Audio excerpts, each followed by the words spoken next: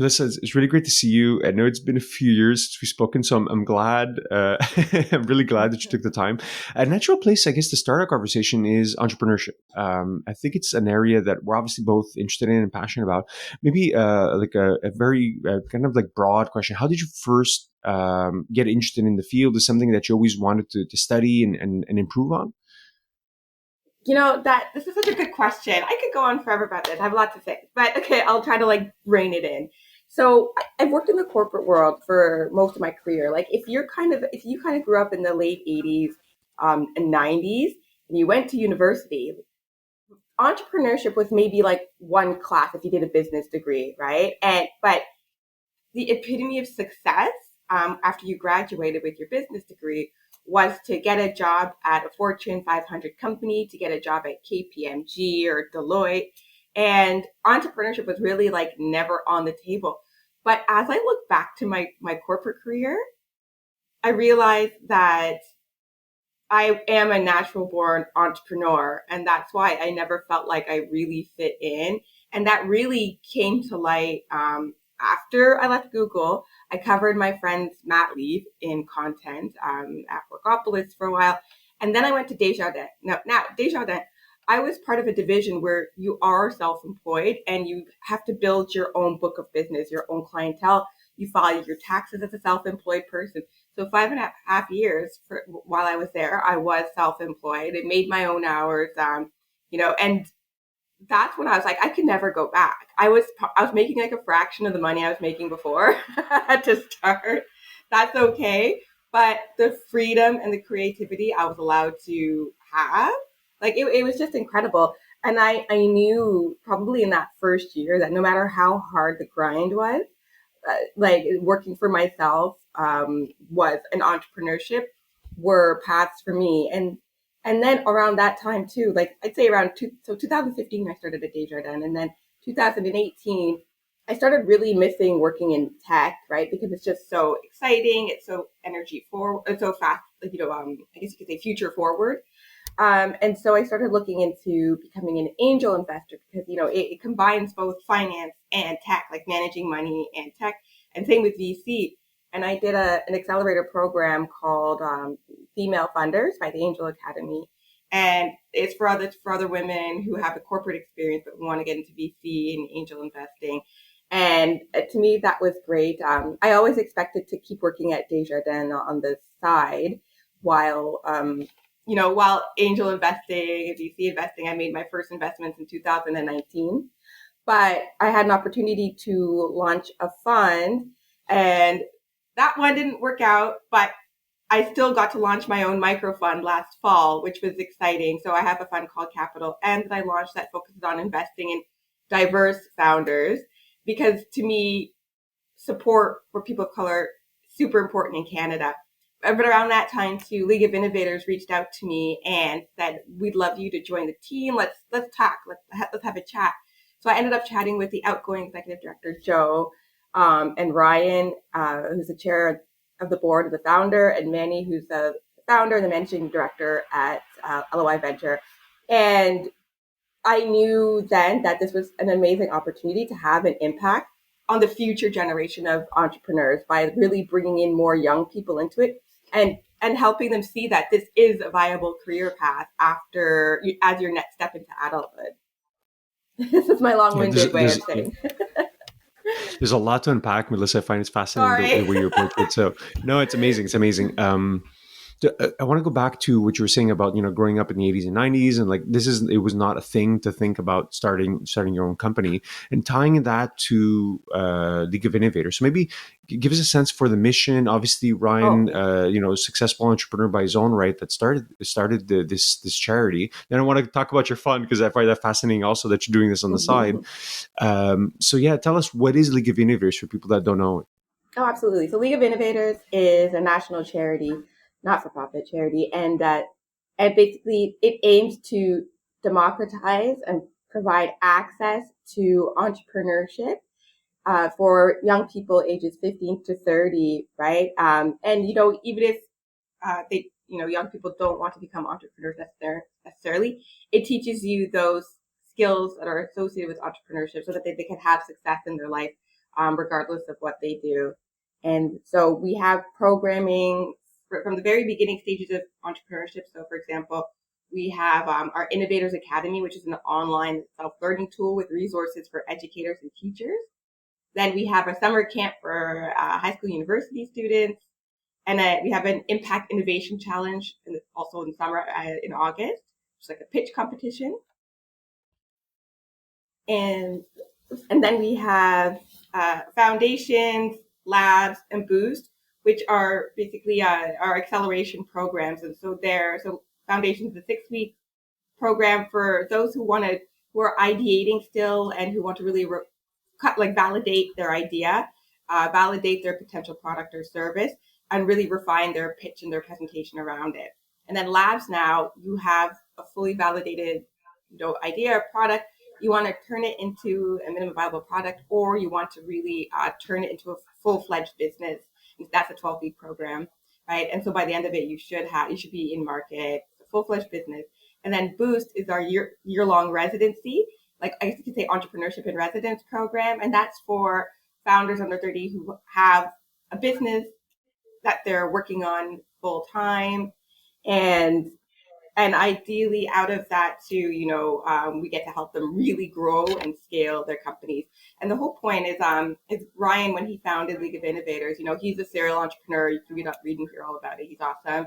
If you ever want him on the pod, let me know. But he's a serial entrepreneur from the time he was 16, probably earlier, right? And again, back then there weren't as many resources at all, if anything, for young entrepreneurs. So we had to kind of learn, I guess, by making a ton of mistakes. Like even me building my book of business in 5.5 years, there were a lot of, I guess you could say there could be a lot of false starts and things like that. But our goal at League of Innovators is to shorten that path to success. Like we want young entrepreneurs to benefit from our mistakes and our experience and shorten that path to success. Yeah, I think there's a lot of like mimetic desire you learn by, like you said, by people that have done it, and also avoiding some of the pitfalls. Gives a sense of scale today of LOI. Like how many students, how many projects have been started? Because I was looking at the numbers and it's pretty impressive. So I'd like to maybe get a sense of scale for the audience. Oh my goodness. Yeah. Okay. So let's see if I have the numbers at the top of my head. So we've reached overall, and that includes our Innovators Academy, self-learning, online learning modules, all the way up to Boost. And also all the camps we've done, all the speaking and workshops we've held. In total to date, it's about 12,100 young people we've reached. Yeah, exactly. And then it's about 250 companies we've helped launch that involve about 684 founders. And in terms of enterprise value, because like League of Innovators has been around in different iterations since 2013. And so in total enterprise value, that we've created, it's the equivalent of $870 million, like of total enterprise value we created. And that also includes $73 million that our founders have raised in funding. That's So incredible. Yeah, the impact is quite good. I mean, there's some companies you might have heard of that came out of League of Innovators, like Smart Sweets. It's like this it's candy company, but it's low sugar. They use stevia to make their candies. They're delicious. If you love fuzzy peaches, you'll love Smart Sweets. They're in health food stores, and that got acquired by a food-based private equity firm for a lot of money. You can read all about it, and we're excited to see what the Taryn and Bunny, these sisters who founded a company for young women or tweens and teenager personal care, and it's called Bloom. And we're excited to see how that does. They just got into Sephora stores, so we're very excited about that. And that started in League of Innovators as well as a startup called Spocket and a bunch of others that are up and coming. That's really cool. That's really cool, and I love the fact that it's a charity, right? So it's like you guys are doing this really out of to help promote entrepreneurship, help these companies get started. What's the sweet spot in terms of you say it's under 25, but like what's the let's say the median age that for someone to want to apply? Oh, absolutely, yeah, absolutely. So it's basically for all of our programs except for Boost, it's around 25 years old is like 15 to 25, and then for Boost, because you're a little further along in your business. So it's for founders under 30.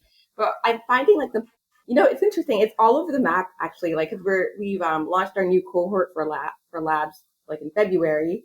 And foundation starts tomorrow, the next cohort of foundations. And for foundations, which is like the earlier one where you're ideating, we have students that need to get permission from their parents because they're 14 years old. They're so adorable. They email me. They're like, we're so excited to start. We have this great idea. They have a League of Innovators club at their school. So, and they're 14 years old, super bright. And then we have all the way up to 25 years old. They're, finishing up their master's. They've been validating this idea that they're really excited to try once they and to go full force once they graduate. So I really do find that that's the age range. But where we see that kind of like sweet spot, or I guess you say like, with founders that we've seen like really go all in on their business, it typically happens when they're, I would say, like either in their last years of post-secondary education, or they're finished and they've been quietly kind of building out this idea, validating this idea on the side, and then so by the time they're graduating, it's almost either start their business or go to law school. Then oftentimes they'll just choose that path of entrepreneurship. And I think that's, great, because when you're young and you don't have a mortgage and and maybe you don't have kids or many kids, I find that, they can really go all in on their business. But you Yeah, don't that's have amazing. to work on it full time to start. Like if you have a full time job, keep working on it until it gets to the point where you can decide whether you want to leave your full job or not. Like the whole point of League of Innovators is that, yes, the software as a service, hugely scalable tech companies, awesome. We welcome them, but we also welcome, the businesses that, want to stay like a lifestyle business where you're not scaling it. It's not particularly venture backable, but it provides, a good life for you, or the potential to, and it's your passion. So we like to welcome and support all kinds of business models. Yeah, no, it's cool because entrepreneurship is messy, right? So there's no like one proven path. So providing a framework where people can come, have a bit of a safe space to learn and like an experiment, guided by your programs, I think Exactly. is obviously I think very uh, how should I say, very insightful. I find in terms of an offering. Was it a difficult decision to join, like to join it, or is it like a no brainer? For me to join LOI, it's so Exactly. funny. It's so funny because this is around the time, and we can talk about this later, where I had just raised the first like closing of my own fund. And I was like, okay, I guess, I'll double down on this, I suppose. And so then when I ended up talking to Ryan, and so I was like, so I warned them. I'm like, okay, we'll talk, but, I'm not sure if I want to, do this. It was like a really intense year for me. I want to take a break and focus on this.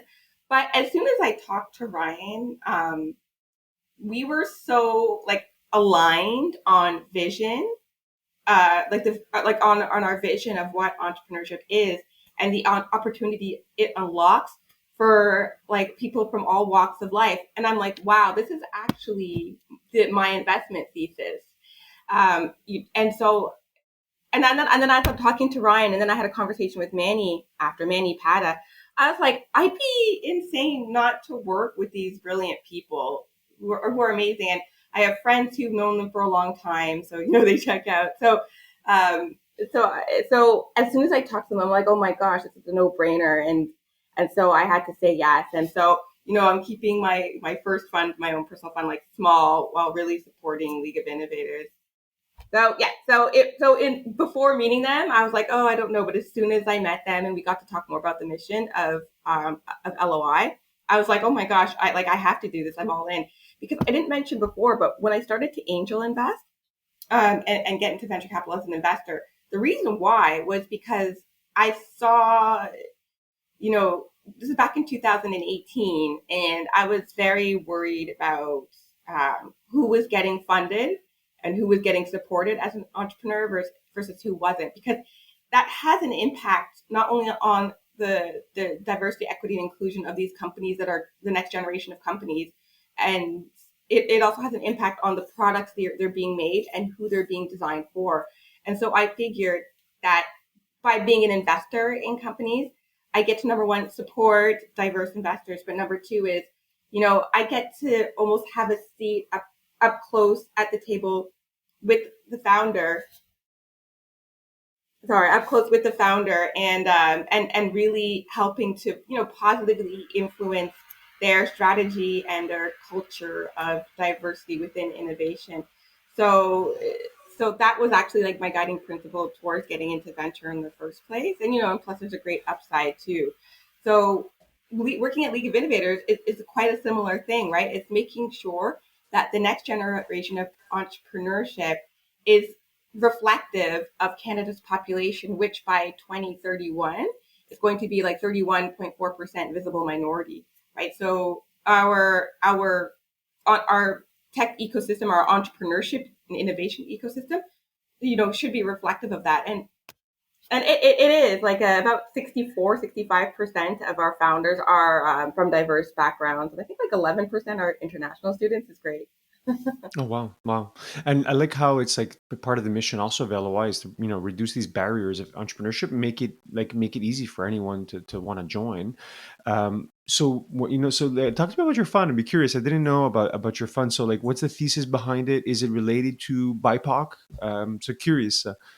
For sure. So it's called Capital N, and it's so basically I worked for another diversity fund, and it was two actor brothers, super brilliant guys, and then their younger brother.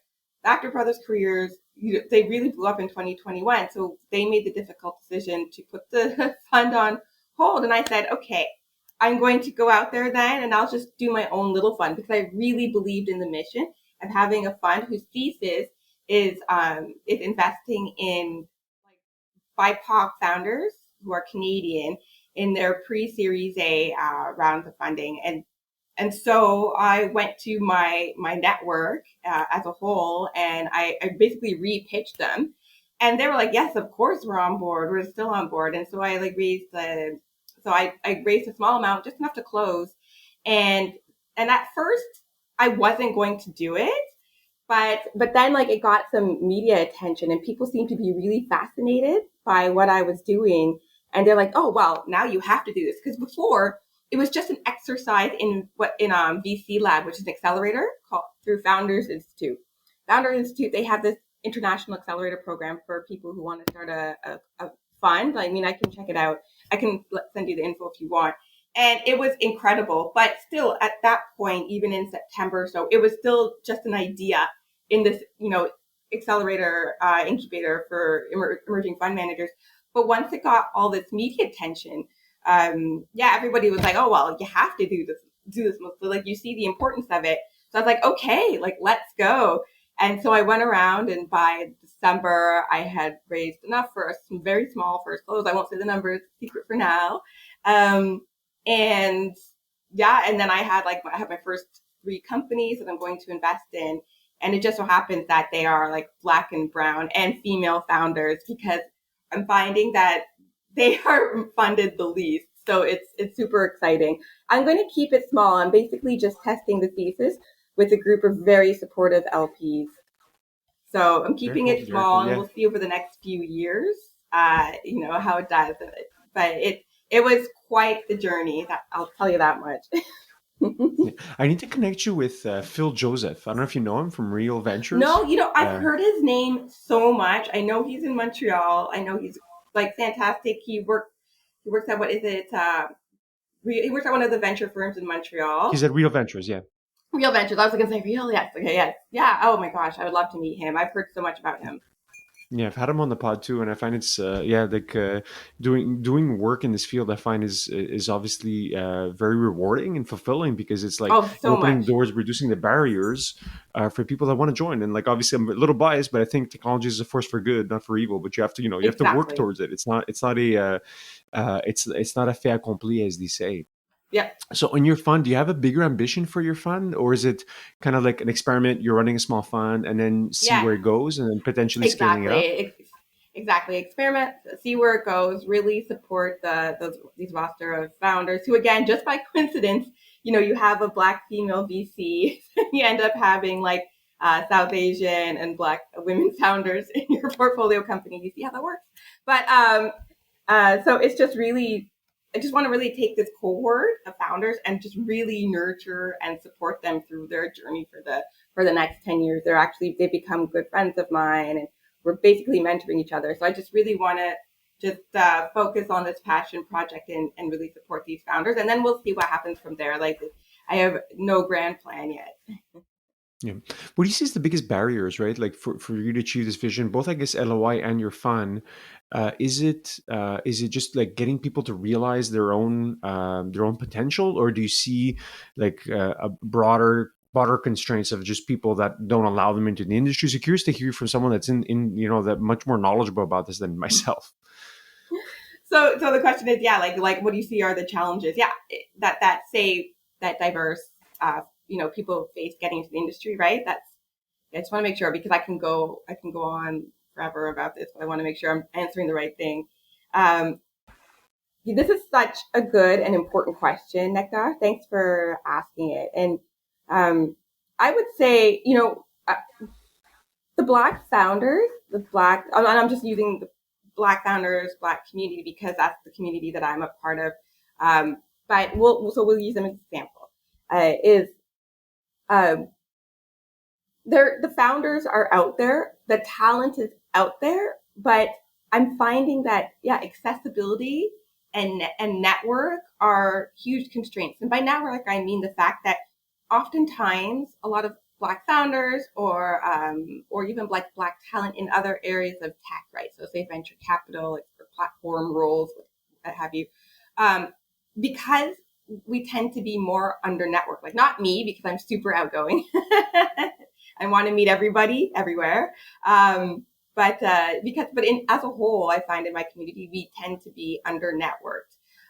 And also, just because of the way our culture is, even for example, like pitching VCs, taking outside money and giving up a piece of equity of your company is not something that's like a super common concept, even say in the Jamaican community. And I know that's the same for other non-Black communities as well, right? It's often looked upon with suspicion. Like, I know one founder I coached who's half Black, half Indigenous.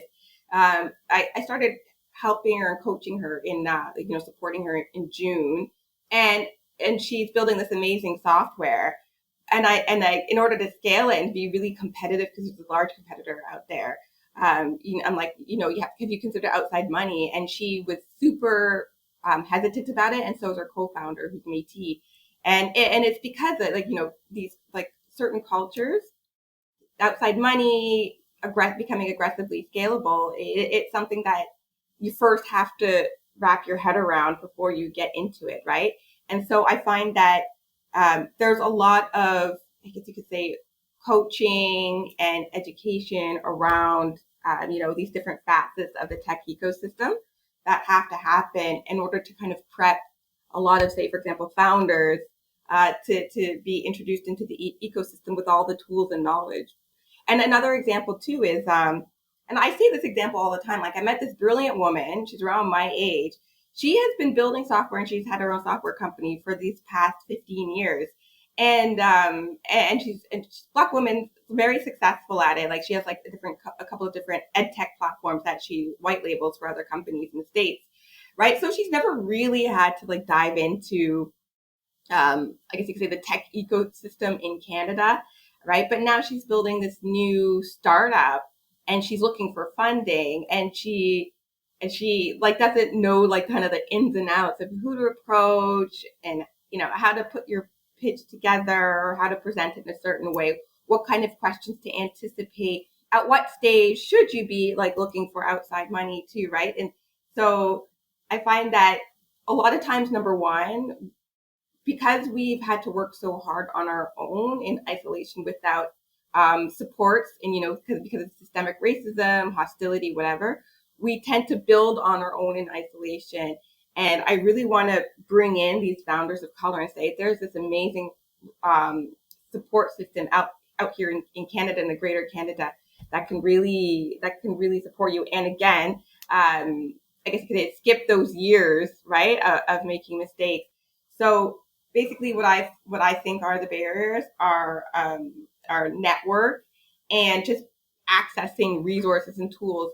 And I can't because I can't tell you that the talent's out there. It's incredible. Like so, even before I joined LOI, LOI partnered with the Black Entrepreneurs and Businesses of Canada Society in BC, right, to really bring in more young Black founders into our program.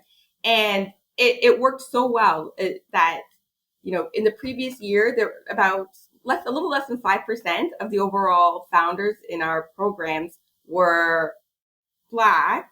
This year, it's going to be a little under 10%.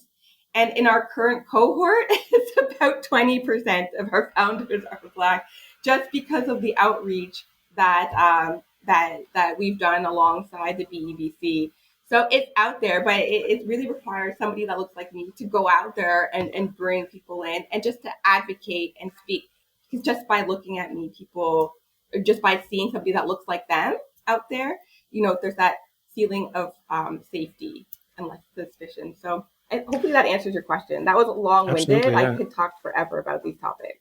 Yeah, I was gonna say we could definitely dive deeper. I just find one idea is that you guys should definitely start your own like podcast slash YouTube channel. Like if you haven't thought of it already, I'm a little biased, but it's like I find one way to scale everything that you guys are doing is just like promote what you guys are doing at a bigger level. So, anyways, I find you'd be a natural to like to basically You think host so? like Black founders, have your YouTube channel and kind of expose it. I think it'd be a lot aspirational for people to watch it and like and learn from. So Thank you. You know, just we've throwing talked the about idea. it. We've floated around. It's one of those things where if we decide to do it, we have to do it.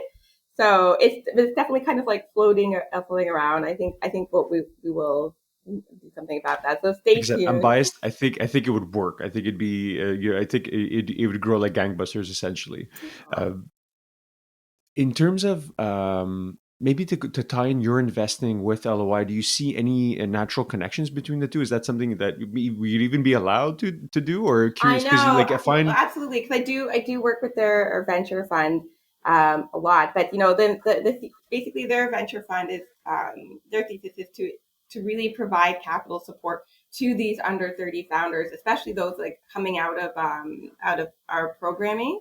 I think about I think they're think about I'm like trying to remember the number about 90% of the maybe 90 95 I think somewhere around there of their portfolio companies will have come from LOI programming, whereas funnily enough like my fund it's you know there's no age limit, you just have to be like a diverse founder, particularly we're looking at women of color and Black founders. So they're like so they you know there's definitely some alignment there, but they have complementary theses, but I wouldn't say competing theses by any means. But that there is definitely some complementary there. It really works. It's working so far. So I feel like the more supports, especially capital supports, we build for these founders, the better. And what I find too is another phenomenon in immigrant families, especially like Caribbean and African families, is that uh, again, even in this day and age, if we go to school, get educated, right, in STEM or in business, uh, there's a lot of family pressure to go out there and get that corporate safe job, right, to get that safe income. Because number one is you're kicking money back up to your family, right? Because oftentimes you're going to become the highest earner in your family, right? And so there's a pressure there um, to start earning a stable good salary right away. And actually I have a friend in the States and she's Latina and it's the same challenges she has, right? So what that means is that oftentimes Black and brown founders, they stay like you know for whatever reasons they stay in the corporate world, and then when they're older they dive into entrepreneurship, right? So I find that that's a challenge. And so what's really great about like my little fund here is that I can kind of catch those entrepreneurs who might not meet the age requirements for what programming, right, but you know still need support and direction and guidance. yeah, honestly, Melissa, your passion is so contagious. It's like I feel there's this groundswell of momentum with what you're doing. Maybe question about the future. Like, what will be the big projects in terms of like now you've just taken over? It's been a few months. Do you foresee just continuing in terms of LOI and like building what's been what in terms of existing projects, or do you see new initiatives being launched? Oh, for sure. So definitely what we see is just having the capacity and just building out capacity, in terms of our team, et cetera, in order to do more of what we're doing, right? Like just more and more. Like the fact that like on a bootstrap or not bootstrap, but like on a really small budget, Joanna, the outgoing executive director, and Ryan and the whole team were able to support companies and create and help create this $870 million of enterprise value. Like I see us, I see us quickly, in the next few years, like doubling that. Now that we kind of know the secret sauce of what to do to bring in and mentor and support these startups. So I just want us to really create basically a bunch of the next bunch of Hootsuites, because it took Ryan, how long to build to build Hootsuite.